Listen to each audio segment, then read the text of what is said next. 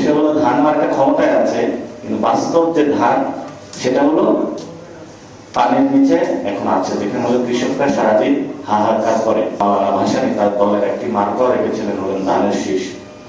অবশ্যই সেই মার্কা চুরি হয়ে গিয়েছিল, মাওলানা ভাসানী এখন আছেন, নাম আছে, মার্কাটা চুরি হয়ে গিয়েছে।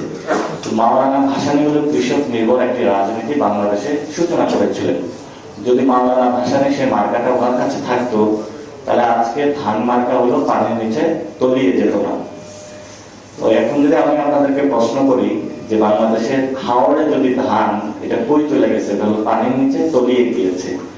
অবশ্যই হলো ধান মার্কা ক্ষমতায় আছে, কিন্তু বাস্তব যে ধান সেটা হলো পানির নিচে এখন আছে, যেখানে হলো কৃষকরা সারাদিন হাহাকার করে। তো আমাদের যে ধানটা হয়ে গিয়েছে এখন ব্যবহারের একটি অস্ত্র, যে ধানটা। এটা নিয়ে আপনার মতামত কমেন্ট বক্সে জানাতে ভুলবেন না, আর অবশ্যই ভিডিওটি শেয়ার করবেন, লাইক দিবেন, সাবস্ক্রাইব করবেন এবং আপনার গুরুত্বপূর্ণ মতামত জানাতে ভুলবেন না।